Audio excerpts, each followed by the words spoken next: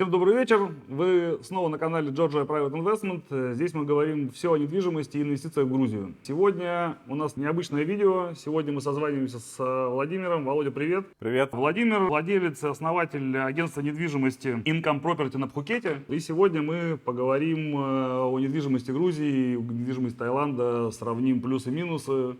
Поговорим о налогах. Смотрите это видео до конца, и в конце вас ждет приятный сюрприз на покупку недвижимости как на Пхукете, так и в Грузии. Сразу скажу, мы с Володей знакомы уже лет, наверное, 25 примерно, если не больше. Учились вместе в школе. Да, поэтому сегодня предлагаю на «ты», так будет проще всем. Ну а зрителям объяснил, почему на «ты», потому что мы давно знакомы. Ну что, поехали? Володь, пару слов о себе.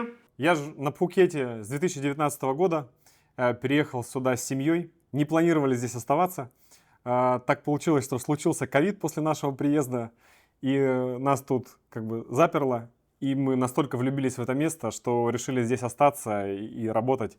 И никуда теперь не хотим отсюда уезжать, потому что шикарное место, прекрасный климат, прекрасные люди и прекрасная среда для бизнеса и для недвижимости в первую очередь. Супер, супер, вообще звучит здорово. Как ты оказался в недвижимости? Расскажи. Я-то всю жизнь, я вот как школу закончил, так пошел по недвижимости в Новосибирске, там, потом в Грузии и так далее. Как ты оказался в этой сфере? Да, я помню, что ты в Новосибирске занимался недвижимостью, что у тебя там коттеджный поселок строил. Да, все так. Я недвижимостью начал заниматься на Пхукете. У меня на Пхукете есть еще видеопродакшн, и мы очень много работали с застройщиками, с агентствами по недвижимости. Я видел, как работает местный рынок, плюс у меня есть опыт бизнеса еще в России. И пообщавшись со многими агентствами и со многими застройщиками, я увидел как сильные, так и слабые места. И у меня сформировалось понимание, как можно сделать хороший продукт, качественную услугу, как можно хорошо доносить смыслы и помогать людям выбирать правильные объекты. И, собственно, вот я пришел в недвижимость. Оброс, естественно, за время связями необходимыми, всей необходимой информацией.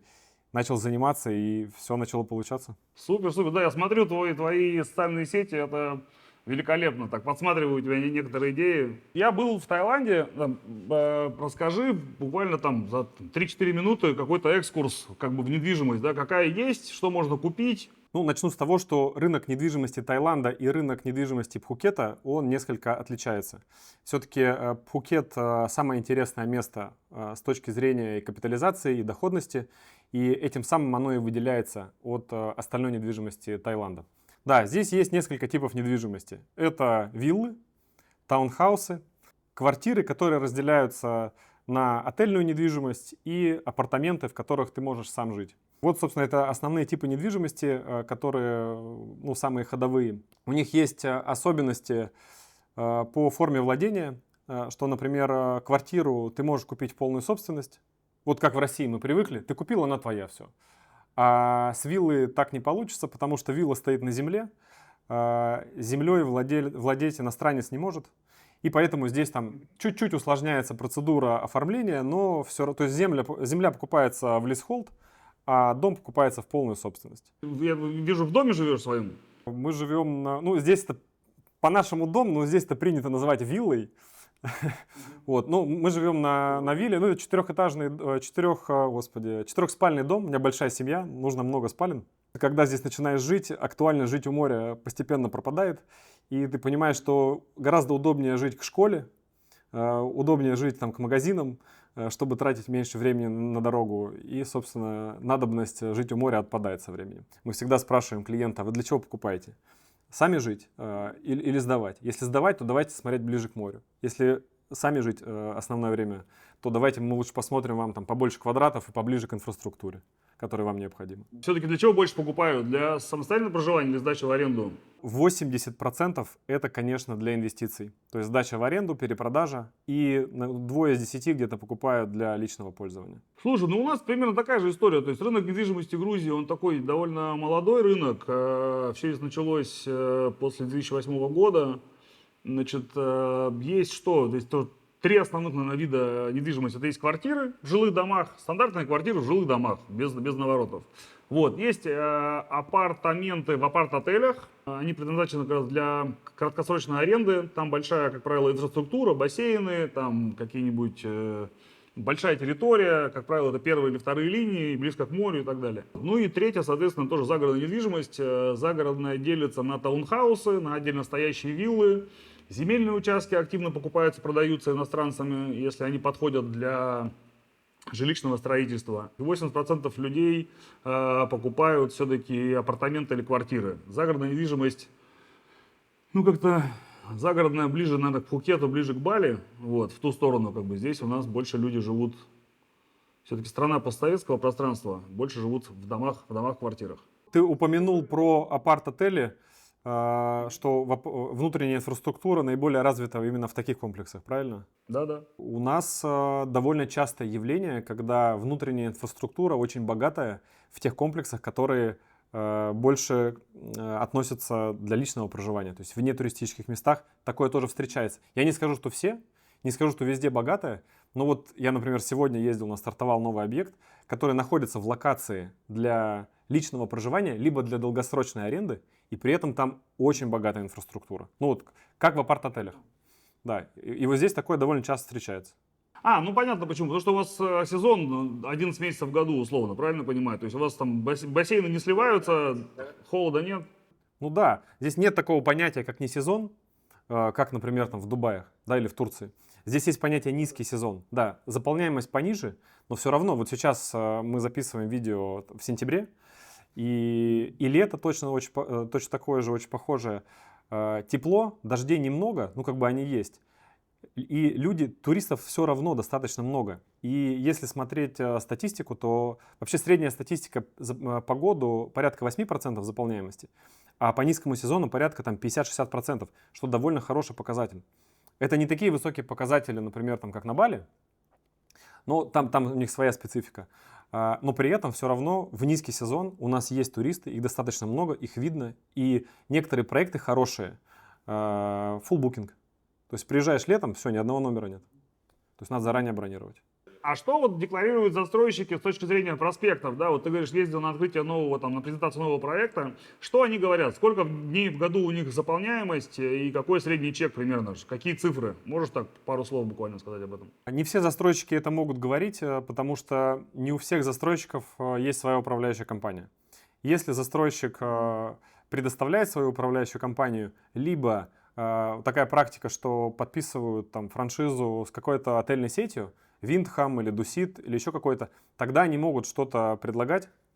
Как правило, вот есть, например, вариант гарантированная доходность, она всегда на уровне 7-8%.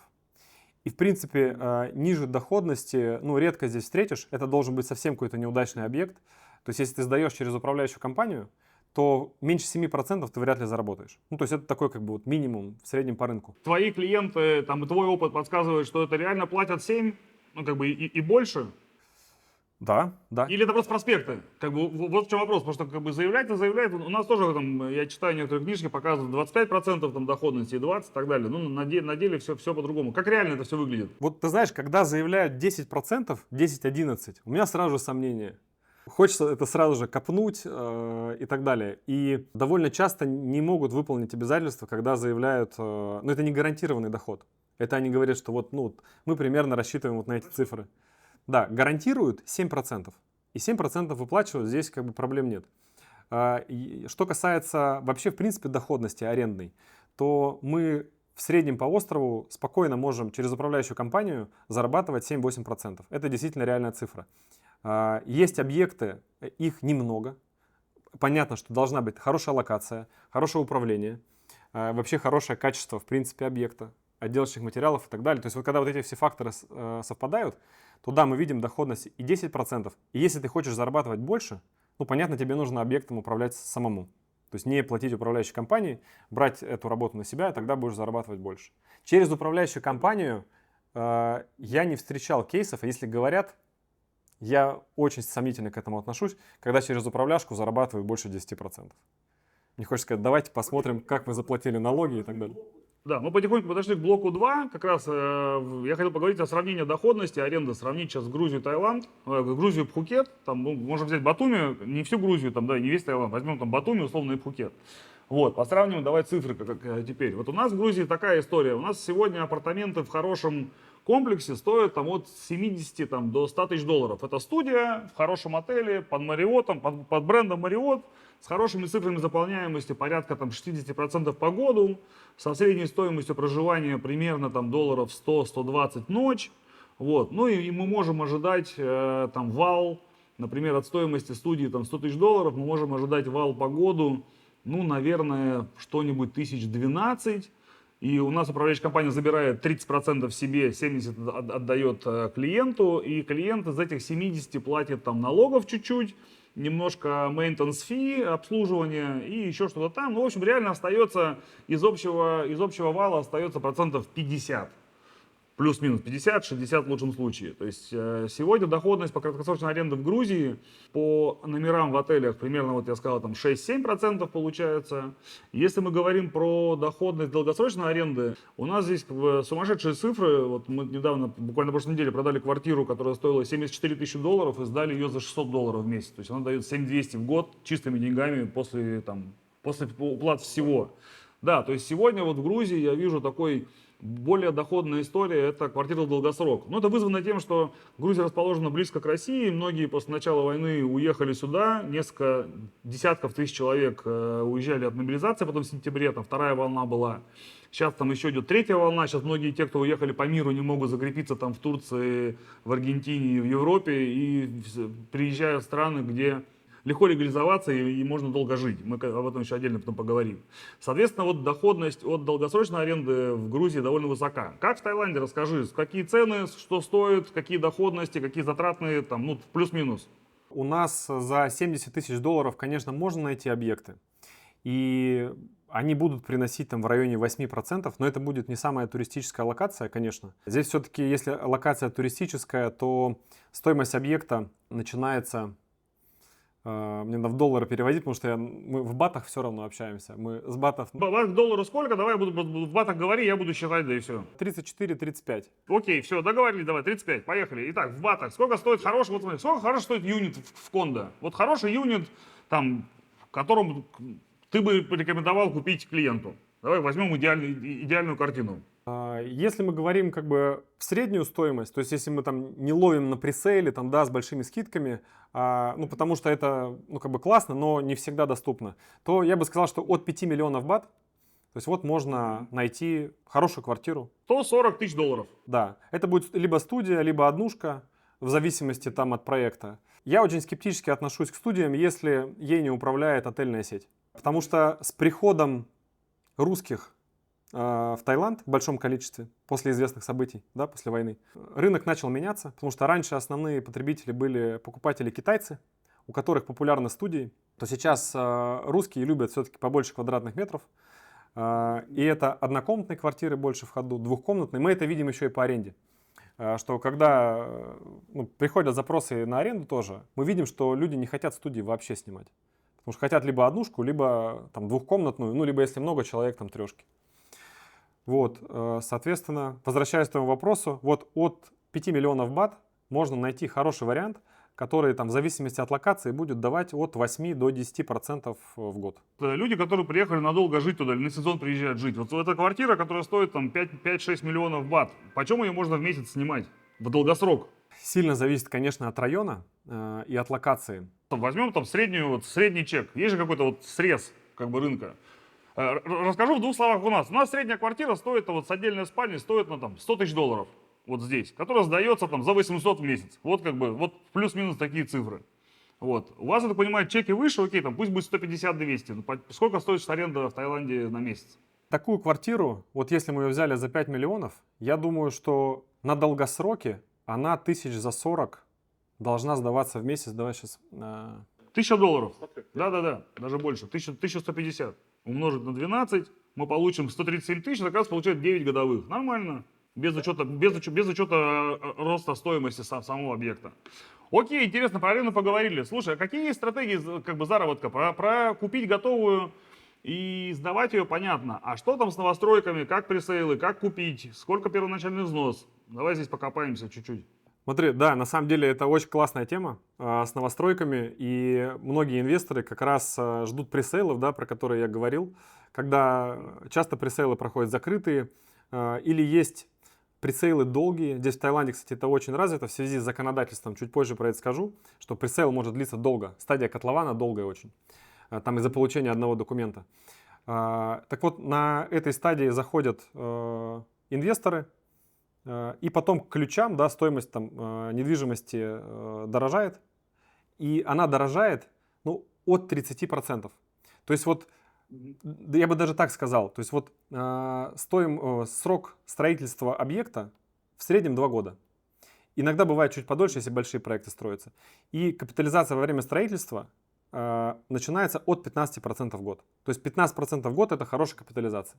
Есть проекты, вот у нас есть проект, про который я говорил, Full Booking, Loyang Green Park, который показал капитализацию 75, по-моему, процентов. Это среднее. Но если посмотреть по юнитам, у них однушки там и студии капитализировались там больше, чем на 100%. 110, по-моему, процентов у них капитализация. Это за время строительства. И в среднем по Пхукету капитализация вот после ключей, все, объект введен в эксплуатацию, в среднем на 5% в год дорожает недвижимость. И мы это видим, это реальные цифры. Опять же скажу, что это не все проекты. Есть проекты там менее удачные, есть более удачные. Но в среднем на вот эти цифры спокойно можно ориентироваться. То есть 5% в год капитализации и от 30% в год на время строительства. Это очень хорошие цифры. Супер. Как купить? Можно ли купить без первоначального взноса, например, или там как-то в ипотеку, или там как вообще? Вот, окей, мы берем юнит 150 тысяч долларов, да? Я хочу купить. Как это сделать? Сколько нужно заплатить? Здесь все застройщики предоставляют беспроцентную рассрочку на время строительства. Первоначальный взнос составляет от 25%, я ниже не встречал, то есть 25 или 30 или 35.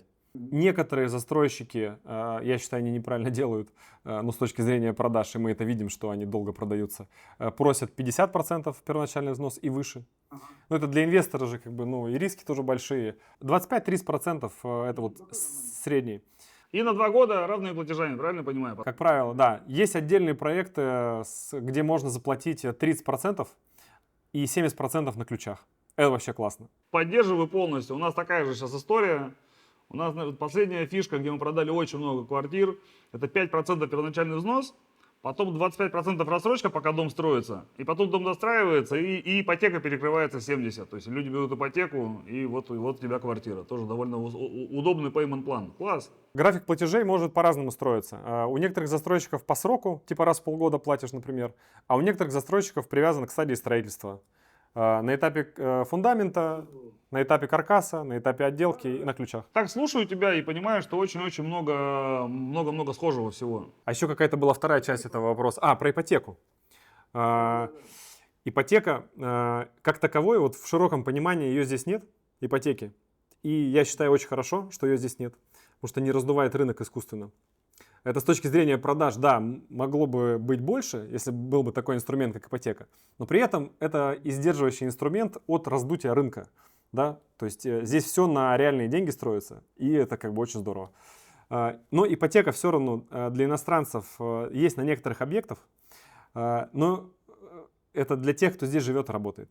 И это на такие объекты, которые инвестиционно вообще не привлекательны. Это только вот если ты понимаешь, что ты в ней будешь жить. Это где-нибудь в центре острова, там во все стороны до моря далеко. Ну, у нас остров же, да, море со всех сторон. Вот, то есть с точки зрения туристической локации это неудачные места, но для жизни вот, люди покупают, но это маленький процент. У нас все вообще, вот я удобнее ипотеки. Я тут взял ипотеку первый раз попробовать на себе, как говорится, на собственной шкуре. Слушай, я проще, я не знаю, с чем сравнить даже. Машину в автосалоне купить сложнее, чем ипотеку взять. То есть могу так сказать. Пришел, говорю, вот я квартиру нашел. Они говорят, покажи кадастровый код в банке. Я показываю. Они говорят, окей, оценщик приедет там после обеда. Я говорю, хорошо. Приезжает оценщик, сделал 2 фотки, говорит, хорошая квартира, дадим вам кредит. И все, и уезжает. Я приезжаю в банк на следующий день. Мне говорят, ваша квартира оценена во столько-то, вот отчет об оценке. Поехали в банк, я подписал кредитный договор. Выдали деньги, тут же в банке зарегистрировали право собственности на меня, этой квартиры, взяли ее тут же в ипотеку. Я никуда из банка не выходил, никакую юстицию не ездил, ничего, просто заплатил первоначальный взнос, в кассу внес.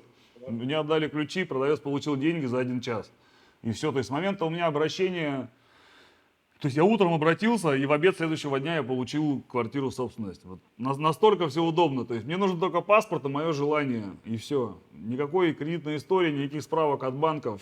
Вообще. То есть, для них, для банка здесь в Грузии главный объект залога. Если дом построен, в нем есть окна, лифт, все работает, все сдано, все, они берут без проблем абсолютно.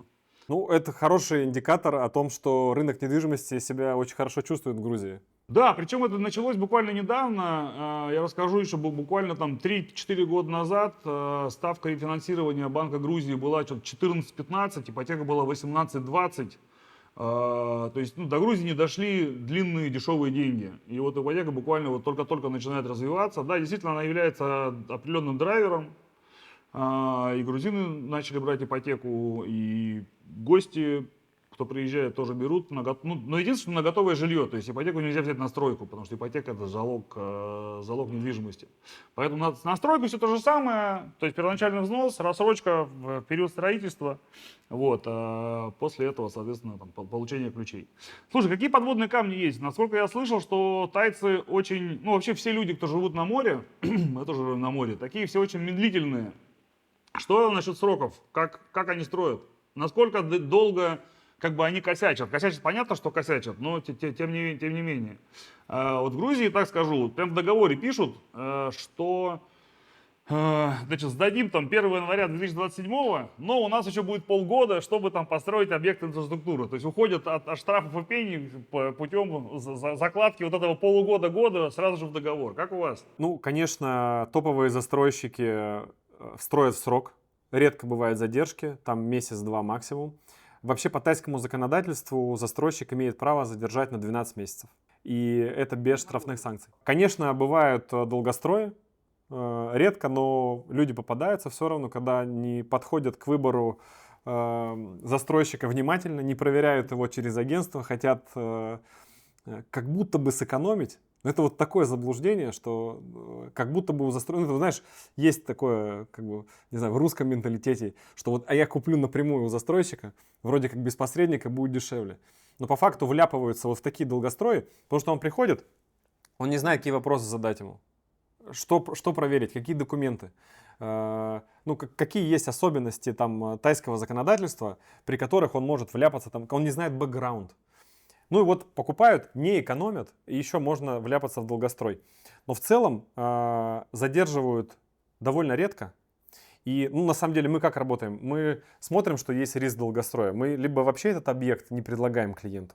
И если клиент сам про него узнает и говорит, расскажите вот про этот объект. Мы говорим, слушай, да, объект там может находиться в хорошей локации, но, например, мы знаем, что предыдущие объекты у этого застройщика достраивались за счет новых объектов, что там есть суды, и, в общем, там такой странный бэкграунд может быть, что, большие риски. Хочешь, пожалуйста. Да, можно купить в хорошей локации подешевле, но есть риск долгостроя. Совсем, чтобы прямо угодить в скам, это вообще единичные случаи, там, за пятилетку могут быть. Здесь такого, очень мало. Но долгострои иногда случаются. Парочку вот у нас сейчас актуальных есть, я точно знаю, которые выглядят, вот не знающий человек придет пообщаться к застройщику, он купит, потому что все красиво, уже стоит каркас, но он же не знает, что этот каркас 2 года уже стоит. Такая же история, Вов, я еще говорю, то есть настолько все похоже, что как будто вот ты сейчас рассказываешь мне про Грузию. Такая же история, то есть стоит там каркас уже несколько лет. Вот. И причем нельзя сказать, что это долгострой, стоит все банкрот. Нет, там 2-3 грузина кидают какой-нибудь песок из одной точки в другую, что-то возят, там, знаешь, какая-нибудь даже бетономешалка приезжает раз в неделю, но тем не менее это все такие, да. Я думаю, это везде бывает, на любом рынке. И это нормально. И наша работа как раз обезопасить клиента от таких объектов. Согласен. Мы, кажется, потихоньку перешли к третьему блоку, о чем я хотел поговорить, как раз про законодательство. Вот, расскажи, я-то углубился уже так, понял, что это такое. Расскажи чуть подробнее для тех, кто первый раз слышит слова freehold, leasehold, там аренда, земля, государство, король и так далее. То есть погрузи чуть-чуть в рынок здесь. Да, самый большой миф, который ходит, что вся земля принадлежит королю, и ты здесь ничего никогда в собственность не купишь. Это, к счастью, не так. Земля не принадлежит королю, но землей иностранец владеть не может, это факт. На приобретение квартиры это не отражается. То есть землю выкупает застройщик, и он получает так называемый чинот на землю. потом он на земле строит кондоминиум, и когда сдает объект в эксплуатацию, он получает много маленьких ченотиков на каждую квартиру. И эти ченоты уже передаются не как земля, а как квартира передаются иностранцу. И ты владеешь в полную собственность. Это называется freehold. Free, вот свободное владение. Также есть leasehold. Для инвестиций это более привлекательный инструмент, потому что точка входа ниже. Соответственно, быстрее окупаемость. Leasehold выдается на 90 лет, если быть точнее, 30 с двумя продлениями. 30, 30, 30. Ну, 90 лет. Вот недавно было продление, первое. Все прошло прекрасно. Тайцы заботятся о своей репутации. Никто не пойдет на такой шаг, чтобы что-то кому-то не продавать, потому что они себе перекроют кран инвестиций, и все, и рынок встанет. Поэтому все продляют. И здесь они в этом плане за репутацией своей очень следят. И все четенько. Вот. Про особенности еще тайского законодательства. Почему здесь долгие пресейлы, да, мы про это говорили. Что когда застройщик покупает землю, или он может внести предоплату за землю, там 10%, он может открыть продажи.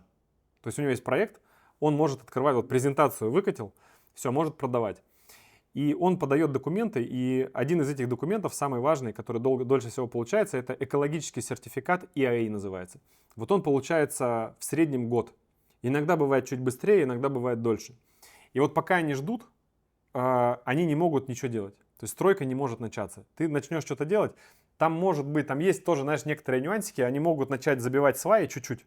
Это как, типа, как тестовое испытание грунта, там вот такие вещи. Но по факту это как бы строечка уже потихонечку начинается. Но опять же, топовые застройщики так стараются не делать. То есть вот они пока не получат, то есть этот сертификат, после него еще месяц-два получается construction permit, разрешение на стройку. И только потом, когда все делается вот чисто, аккуратно, вот по закону, только потом в этот момент проводится официальная церемония, тайцы там молятся, все дела, и тогда только начинается вот забивать сваи. И это, кстати, очень прикольно. Я был на таких церемониях, это, ну, как вот по-тайски прям традиция, очень классно делают. Какая здесь особенность? Что они могут внести предоплату за землю, уже открыть продажи и начать строительство, а земля еще не в собственности. То есть и здесь нужно очень внимательно смотреть, что за застройщик, какой у него бэкграунд. Если застройщик крупный, у него уже есть другие объекты и такой факт, то, наверное, ничего страшного. Еще бывает, что они вот на выкупленную долю, они еще могут ее в банк заложить. И часто это люди воспринимают, ну, как обременение, да, как какой-то риск. Но, с другой стороны, банк просто так денег не даст.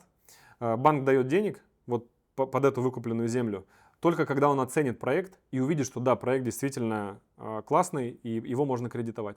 Поэтому мы здесь не смотрим, например, вот мы приходим, если застройщик сомнительный и невыкупленная земля, мы подождем, пока все-таки пройдет стадия, там, когда он выкупит, чтобы посмотреть, как развиваются события. Если мы видим, что застройщик надежный, у него есть хороший бэкграунд, хорошие проекты, и при этом не выкуплена земля до конца, он открыл продажи, это нормально. Ну, потому что мы знаем, никуда не денется, он уже показал себя хорошо, поэтому можно не волноваться и спокойно покупать там у него жилье.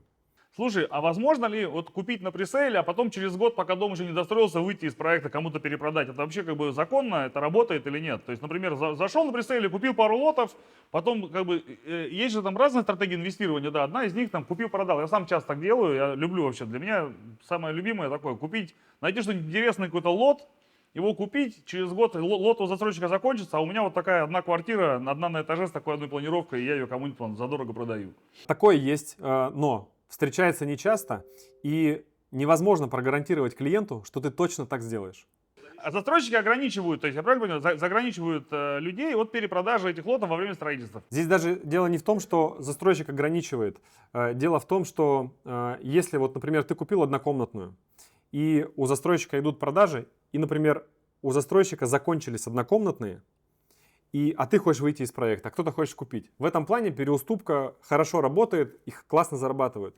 Но если у застройщика однушки не закончились, ты не сможешь продать по цене застройщика. Ты не можешь конкурировать с застройщиком ценой. То есть ты можешь продать только дешевле. Да, ты можешь заработать, например, если ты купил на самом старте с большими скидками, прошел, например, год, и, например, квартира подорожала там на 1 000 000 бат. Но ты не продашь ее с профитом в 1 000 000. потому что застройщик продает. Ты можешь продать там с профитом 500. Это мне понятно. Я продам ее с профитом 500, я заплачу еще комиссию агента за продажу. Это понятно.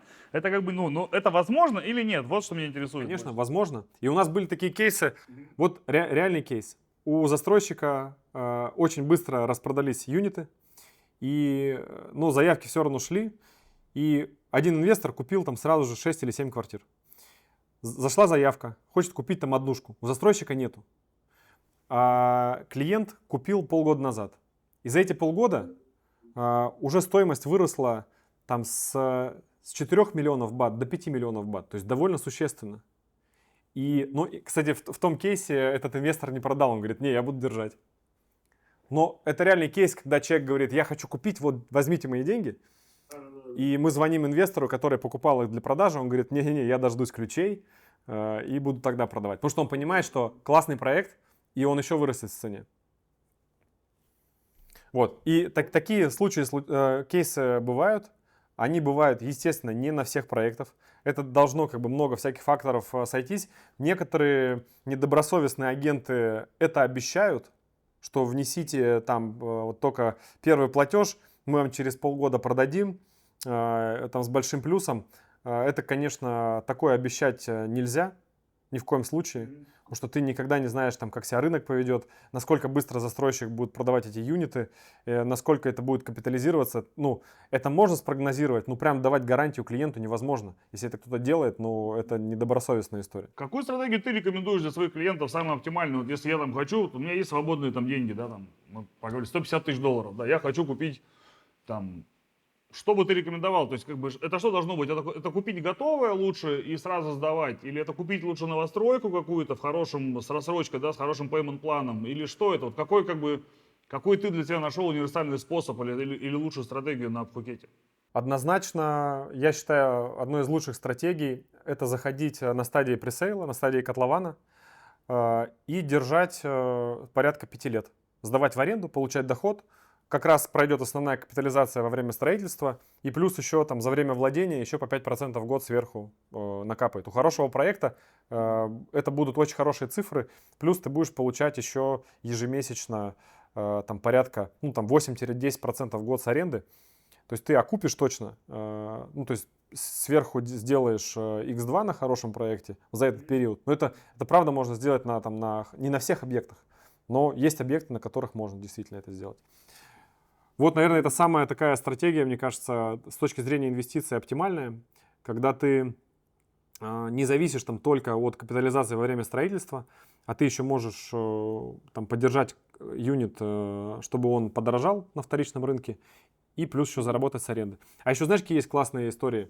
Вот у некоторых тоже застройщиков при 100% оплате, вот у нас сейчас есть такой проект, при 100% оплате, во-первых, они дают там дополнительную скидку, и плюс они тебе еще уже во время строительства начинают выплачивать гарантированный доход 7%. Ну, какая-то мулька, по-моему. Ну, то есть я такое тоже видел, но, по-моему, это какая-то... Ну, знаешь, как это делается обычно, вот что я сталкивался? Это уже заложено в стоимости лота. То есть эти твои доходы 7%, ты их сначала платишь застройщику эти 7%, потом они тебе их отдают обратно. Ну, мое ощущение, как-то это дурно пахнет. Ну, согласен, это может так отдавать. Никому ничего, просто интуитивно как-то это... Как правило, деньги с воздуха не бывают. А можно посмотреть с другой стороны, что застройщик так кредитует себя. Ну, не знаю, Володь. Я еще просто делюсь мнением своим, только лишь как бы. Ну да, я понимаю. Когда я такое вижу, я думаю, что это все заложено, скорее всего, в цене. Ладно, что с налогами, Володь, расскажи, давай про законодательство, про налоги. Сколько вот я там купил за 150, сдаю там по $1000 каждый месяц, получил $12 000 в конце года. Что с налогами? Да, смотри, здесь прогрессивная шкала налогообложения.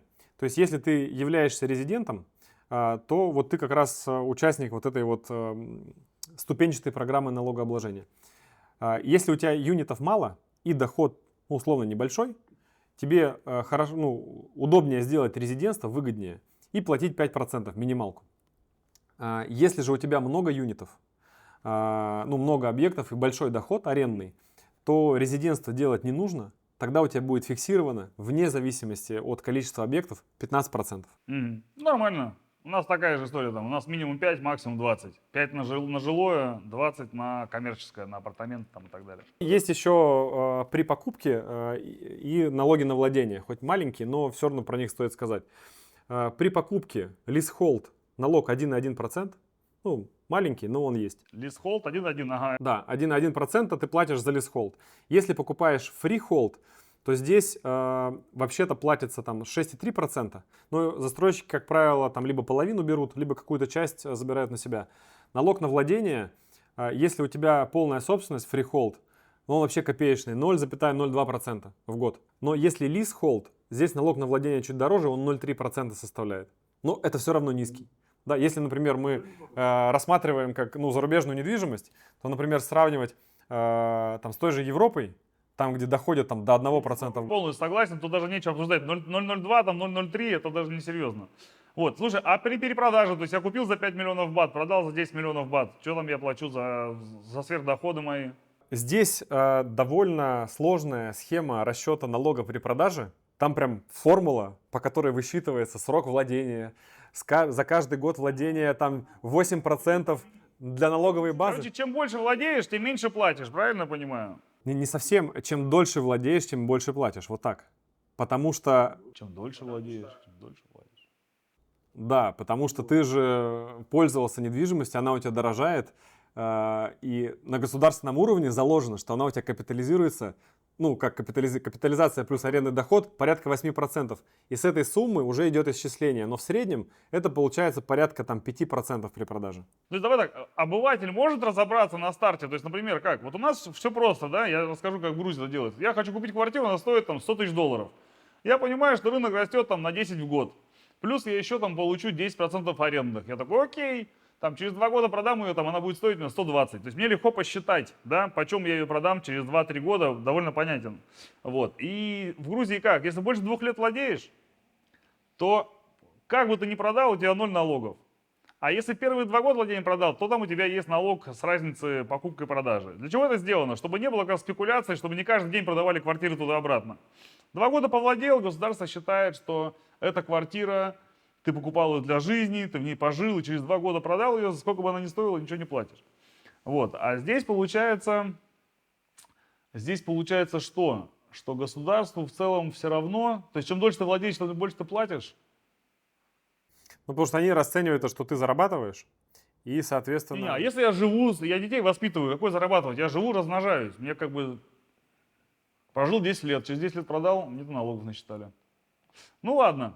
Я понял. У тебя все равно появляется добавленная стоимость у квартиры. Все равно она стоит дороже. Согласен, появляется. Слушай, бывают какие-то факапы из серии, там, купил за 5 миллионов, продал за 4? Да. И у нас есть проект, не буду его озвучивать. Без названий. Да. И вот у меня товарищ купил за 4 миллиона бат. Но надо еще добавить, что... Не товарищ, он тебе больше, Володь. Он, кстати, продавал не через меня. И покупал тоже. Вот я и говорю. Мы с ним познакомились просто уже позже. И вот он рассказывал кейс, что он купил за 4 миллиона бат и говорит, я с горем пополам продал за 3,1. С горем пополам. Говорит, долго продавал. С чем это связано? Во-первых, он зашел поздно в проект. Это был не пресейл, он там зашел за несколько месяцев до ключей, когда цены уже выросли там довольно прилично. И второй момент, этот объект очень плохо управляется. То есть объекту 5 лет, а ты туда заходишь, знаешь, ему как будто 15 уже. И, конечно, и даже, знаешь, люди там со вторичкой к нам обращаются и говорят, нам вот этот проект не нужно. Говорит, сильно старый. А он не старый, ему 5 лет. То есть, а от него ощущение, как от старого. И действительно туда заходишь, и вот... Уже который раз я понимаю, что ты рассказываешь примерно про Грузию. У нас то же самое бывает, заходишь в новый дом, а потом смотришь, когда построили его. Да, в прошлом году сдали. Я такой, да, а мне кажется, лет 15 назад. Вот, на самом деле очень много всего интересного. Ты что-нибудь купил для себя уже или инвестиций? Пока еще нет. Ну, я буду обязательно покупать. Я даже знаю, какие проекты буду заходить. Я знаю застройщиков, которые будут сейчас стартовать пресейлы. И я обязательно буду заходить, конечно. Смотри, что хотелось бы интересно. Я увидел у тебя в сторис, что ты говоришь, что не все застройщики продают одними лотами, а продают много, да? Я думаю, что нашей аудитории было бы интересно, если бы мы какой-то проект выбрали интересный и собрали бы под него деньги здесь, в Грузии. И я бы прилетел туда в декабре, и мы бы что-нибудь там купили сразу совместно. Потому что у нас коллективные инвестиции, мы так довольно серьезно качаем здесь, на этом рынке. Мгм. Вот, сами, вот мы в прошлом году купили у одного застройщика целый этаж в одном из домов.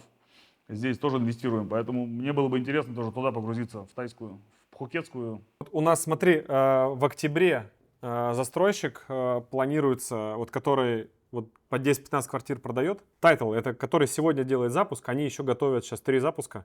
2 из них будут ну, в районе Бангтау. Ты был на Пхукете? Нет, не был, да? Был много раз, конечно. Ну все, круто. 2 на Бангтау и 1 на Кате. Там как раз, я думаю, будет возможность вот туда заходить, в такие проекты, на пресейле, с большими скидками, и это будет хорошая капитализация. Слушай, Володя, когда лучше покупать? Есть ли какой-то интересный месяц, сезон, когда лучше приобретать недвижимость? Там, может быть, выбор больше или, там, не знаю, спрос ниже, или не знаю, чем это может быть обусловлено. Конечно, нужно покупать на пресейле, вне зависимости от сезона. Когда мы видим, что хороший застройщик делает пресейл, какой-то, может быть, закрытый старт продаж, то лучше заходить туда, потому что это будет самая низкая цена.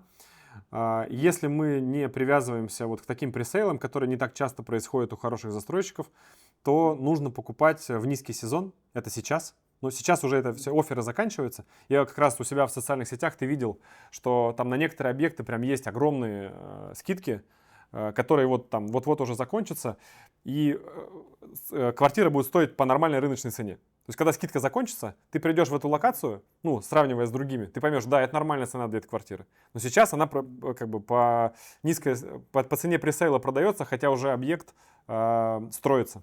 Ну да, логично в целом. Такая же история у нас, да, что когда меньше покупателей, застройщики более сговорчивые, я так называю. То есть ты приходишь, там, ты один сидишь в офисе, у тебя там вокруг тебя 15 менеджеров отдела продаж, и как бы всем нужно закрыть сделку. Вот, я еще рекомендую покупать в декабре, потому что, как правило, перед Новым годом у застройщика выплаты всякие бонусов, KPI там и так далее, они тоже как бы им нужен кэш, и они тоже бывает лоты выставляют, которые были либо закрыты, либо что-то еще. В декабре появляются разные интересные моменты, которых не было вообще в продаже. Вот это отличие, потому что на Пхукете в декабре застройщики максимально не сговорчивые, потому что у них ажиотаж. Да, да. Не, видишь, у нас, видишь, ярко выраженный сезон, у нас с мая по октябрь, по начало ноября, поэтому Новый год такой здесь затишный, у нас больше здесь туристов из Турции ближайшие приезжают сюда. Окей, у меня в целом... вот, давай про туристов поговорим еще, про туристов. Кто у вас вообще структура отдыхающих? Ты про китайцев немножко упомянул, про русских, то есть Пхукет можно назвать... Пхукет русский остров, это верное утверждение или неверное? Я тебе сейчас скажу цифры, ты сам все поймешь. Почему он считается русским островом? Потому что постоянно проживающих русских здесь порядка 70 тысяч человек. Это огромная комьюнити, что довольно много. Но если мы говорим про туристический поток и возьмем вот данные за 2023 год, когда у нас есть там данные за весь год, русских приехало из 14 миллионов, дай бог 1,5, там даже чуть меньше. То есть огромная часть это все-таки не русскоговорящие. Европейцы, да, австралийцы, я знаю, тяготеют туда, новозеландцы любят ездить в Таиланд, Штаты. Очень много французов. Прям французская диаспора здесь довольно большая тоже. Ну и всех остальных. На самом деле и китайцев много, но китайцев на проживающих очень мало. Вот именно туристов китайцев много. Мы это тоже видим. Ну, в общем, здесь и американцев много, и из Европы народ много едет. Но вот проживающих есть ощущение, здесь можно жить, не зная английского языка. В принципе, с русским языком ты здесь спокойно себя будешь чувствовать очень комфортно. Как будто ты про Батуми говоришь опять. У меня какой-то лейтмотив сегодня всего разговора, что мы разговариваем вообще об одной стране, только с двух сторон. Я бы хотел еще поговорить про Батуми. Я как бы немного знаю, что там по инфраструктуре, как вообще развивается Батуми, как развивается рынок недвижимости. Вот что там интересного? Слушай, ну давай так, в свое время, в середине 2000-х годов, бывший президент Миша Саакашвили решил сделать, ну, такую черноморскую жемчужину. То есть он подготовил все необходимые... Вот как должно делать работать государство, все было сделано. То есть были сделаны дороги, были сделаны, там, проведен там, вода, там, канализация, размежеваны участки. Вот. Потом эти участки предоставлялись либо по аукциону, либо там, каким-то образом между застройщиками. Сегодня Батуми — это город очень быстрорастущий, создается больше 1 000 000 квадратов каждый год, население всего 200 тысяч. Все растет, все развивается, новый стадион, много, там, огромная набережная длиной в 14 километров. Здесь просто очень удобно жить. Портовый город, всегда был портовым городом. Вот, такой мультикультурный, живут и грузины, и русские, украинцы, армяне, белорусы, и израильтяне, турки, арабы. Ну, то есть все. И такой микс интересный на самом деле, с грузинской гостеприимностью. Еще до войны это было еще и дешево. Сейчас, конечно, чуть подороже стало здесь жить. То есть я не знаю даже с чем сравнить. Я называю это кавказский Лас-Вегас. Вот ты, если видел в кино Лас-Вегас, вот, это вот кавказский, только кавказский. Вот, очень много казино, очень много туристов, очень много отелей строится, в том числе и пятизвездочных и действующих отелей. Почти что все, что на слуху мировые сети уже здесь и уже работают. Не только строятся, но уже работают. Школы, детские сады тоже, огромное количество комьюнити русскоговорящих. Причем здесь не только русские, то есть здесь мы все дружим. Там, у меня в компании работают и грузины, и украинцы, и белорусы, и русские, и все общаемся на одном языке. Вот, все дружим, и семьями в том числе. Там. Не знаю, здесь просто очень здорово жить, я так могу сказать. То есть я настолько здесь прижился, то есть мой второй дом, я называю себя долгим гостем, но я просто прижился, классно. Не знаю, мне все очень нравится. И климат, и я, знаешь, раньше мечтал, в Новосибирске, когда жил, мечтал жить, чтобы у меня было дома и море, и горы. Вот. И я выхожу из дома минуту до моря, вот, и в зимний период я бросаю сноуборд в багажник, и мне 2 часа, и я в горах катаюсь на лыжах, на сноуборде. Поэтому я вот здесь, знаешь, такой нашел для себя хороший микс с точки зрения жизни. Вот. Ну и работать его очень удобно, налогов мало. Либо их нет, почти нет вообще, то есть я плачу тут 1% ККП. Офигеть. Да, здесь в этом плане. Все развивается, да, очень много израильских туристов, у них тоже война началась, Грузия является самым главным бенефициаром войн, как бы это парадоксально не звучало. Вот, сначала поехали белорусы, когда там у них были волнения, когда там батька всех разгонял. Вот, потом приехали украинцы, когда началась война, потом русские, сейчас израильтян очень много. Ну, то есть такой Батуми пылесосит людей, туристов. Не знаю, все развивается, мне очень нравится, как развивается все. В целом есть свои недочеты всегда во всем, есть проблемы бурного роста, но в целом я доволен своей жизнью. Ну, как и везде, да. Слушай, классно. Я потому что за рынком недвижимости наблюдаю через тебя, через твои социальные сети. Тоже и смотрел на Ютубе твои выпуски. И мне очень нравятся цифры, которые у вас там на рынке. Очень классно с точки зрения инвестиций. Низкая точка входа, хорошие показатели, хорошая капитализация, хороший арендный доход. Я считаю, я реально задумался, что да, Грузия — это один из тех мест, куда бы я хотел инвестировать тоже. На самом деле там Грузия, Таиланд, раньше еще была Турция, сейчас ее уже нет. Немножко Дубай, да, немножко Бали. И все, по большому счету, во всех остальных странах требуют происхождения денег. Там, вот, невозможно просто взять сейчас, вот даже у меня вот есть деньги, я там, даже могу позволить себе купить дом в Испании. Я не смогу этого сделать, если не докажу, откуда у меня там деньги я заработал, да, условно. Вот, поэтому не так много юрисдикций осталось в мире, чтобы мы с нашими паспортами могли где-то покупать недвижимость. Не только мы. То есть это все постсоветское пространство. Я сегодня, у меня был там созвон сегодня с нашим инвестором из Казахстана. Он тоже говорит, у нас все растет, все хорошо, недвижимость растет, доходность великолепная, там арендная доходность в Казахстане около 12%, в тенге, правда, но тем не менее. Он говорит, но все равно мы понимаем, что нужно диверсифицировать риски, нужно покупать не только в Казахстане, в той стране, где я живу, там, в Грузии купить немножко, там, смотрю другие страны и так далее. В целом я поэтому и хотел созвониться сегодня, потому что есть запрос у меня, во-первых, вот, и второе, я вижу, есть запрос у наших клиентов, а их там несколько тысяч уже человек, которым интересна диверсификация своих активов, зарубежных, в том числе недвижимость, как самый, там, или один из самых надежных инструментов для инвестиций, тем более за рубеж, в другие страны. Поэтому мне вообще интересно познакомиться с новыми рынками. Их не так много, на самом деле. Вот я сейчас поеду там в зимнее турне, Пхукет, Бали. Вот, их не так много, куда можно сейчас с нашим паспортом, где мы можем купить, и где нам не задают вопросы, откуда у вас деньги. И, там. И я знаю, что вот этот инструмент, ну, говоря про происхождение денег, инструмент как вот покупка недвижимости и потом продажа ее в Азии, ну, в частности, в Таиланде. Потом люди показывают, у меня деньги, я продал недвижку в Таиланде. Все верно, абсолютно. А как ты пригнал туда деньги, уже дальше не спрашивают. Да, это может быть звучать грубо, но тем не менее, да, недвижимость зарубежная может являться хорошей стиральной машиной как бы для ваших накоплений. Это точно, абсолютно. В этом я ничего плохого не вижу, абсолютно нормальная история. Вот. Если это делать с умом, да, если владеть недвижимостью несколько лет и получать арендный доход, платить налоги в стране, где эта недвижимость находится, почему нет? Нормально, нормально. Если есть такой законный инструмент, надо им пользоваться. Ну да, ну и это надо сказать, что вообще-то это инструмент консервативный. И когда люди там гонятся в недвижимости за какими-то сверхдоходами, но это, я считаю, не совсем корректно. Все-таки это консервативный инструмент, который отлично подходит для сохранения денег в первую очередь. Это вот, если говорить про портрет нашего клиента, что они хотят? Они хотят в первую очередь сохранить деньги и ну, как-то их там увеличить их объем, приумножить. Да, классно, когда получается найти объекты, которые там тебе дают удвоение там, денег, капитализацию за какой-то короткий счет. Но вообще-то в недвижимости это скорее исключение. 100%. Нет, самое надежное сегодня, вот у меня тоже, ты начал про клиента говорить, тоже поддержу, как бы, продолжу твою фразу, твою мысль, да.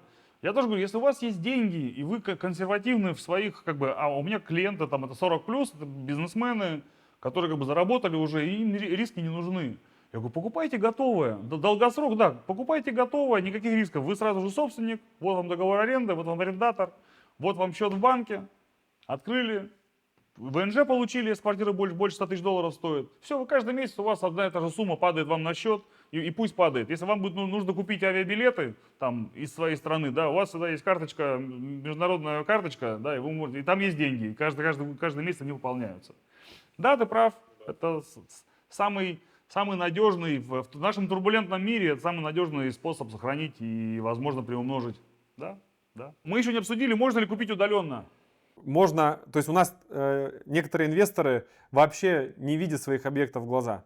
Они выбирают с нашей помощью, приобретают дистанционно, и даже можно приемку провести тоже дистанционно. То есть для этого приемку провести дистанционно нужно подготовить там доверенность, а для покупки вообще все просто. Удаленно подписали договор. Но это трезвый подход или все-таки ты советуешь прилететь? Я объясню, в чем вопрос. Когда меня покупают новостройки, я тоже понимаю, что можно так все сделать. Но если мы говорим о вторичке, вот, то я настойчиво рекомендую прям приехать, тест-драйв, пожить в этом комплексе там, и так далее, так далее, так далее. Какой вот у тебя трезвый подход? Про вторичку однозначно. Я бы не хотел брать на себя риски за клиента. Согласен. Здесь же такое, знаешь, что понравится, не понравится. В новостройке что смотреть? Ну, землю выровненную. Ну, да. И презентация. У новостроек, да, есть шоурумы. Ну, окей, мы делаем хорошее видео, отправляем. И этого, как правило, достаточно. Плюс в переговорах мы говорим, там, понятно, и про застройщика, про бэкграунд, про материалы, которые в этом шоуруме используются. Там, да, если он есть, можно пощупать. Если его нету, я вообще не вижу смысла приезжать тратить деньги. Ну, район посмотреть. Ну, отдохнуть, да. Не, если есть возможность и хочется заодно и отдохнуть, мы только рады пообщаться с клиентом лично. Но вообще-то, я говорю, большая половина не приезжают на Пхукет и даже на приемку. Все, мы все делаем дистанционно. Осуществляем приемку дистанционно, сдаем, они получают арендный доход, и потом продаем, и клиенты в глаза ни разу не видели свою квартиру. Слушай, счета в банках в Тайсе нормально открывают русским паспортом? Счета в банке, конечно, открывают. Есть нюанс по визе, там долгосрочная или краткосрочная. Но если есть долгосрочная виза, вообще проблем никаких. Если есть краткосрочная, там есть нюансы, но это все решаемо, все открывается. Все без проблем, да. Друзья, мы с Володей подготовили для вас чудесный сюрприз. Это $1000 на покупку любой недвижимости на острове Пхукет. Скорее переходи по ссылке в описании. Промокод INCOME. Да, на экранчике вот написано INCOME. Володя, спасибо большое за уделенное время. Мне стало чуть понятней про недвижимость Пхукета. Для первого раза, я считаю, вообще очень информативно, очень понятно, доступным языком. Я предлагаю эти встречи сделать регулярными. Я уже сказал, что я планирую в декабре-январе там юго-восточное турне. Соответственно, предлагаю через через пару-тройку недель провести прямой эфир, где ответим на вопросы наших зрителей. Сегодня мы друг с другом поговорили, да, пообщались.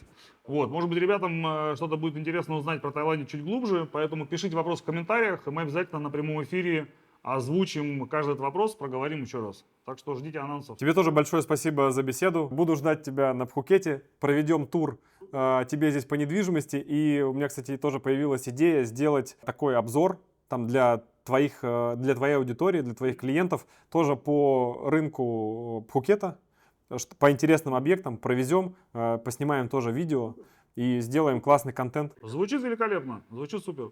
Все, спасибо большое, это поздняя ночь уже, я знаю. Все, давай спокойной ночи. Вот, будем на связи, Володь, спасибо.